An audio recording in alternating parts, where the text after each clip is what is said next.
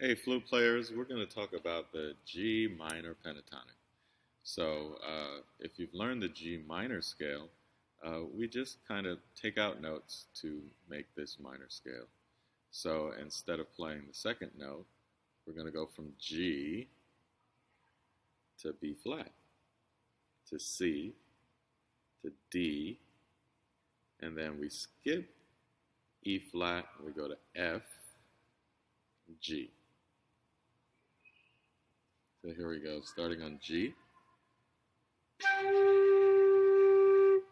B flat,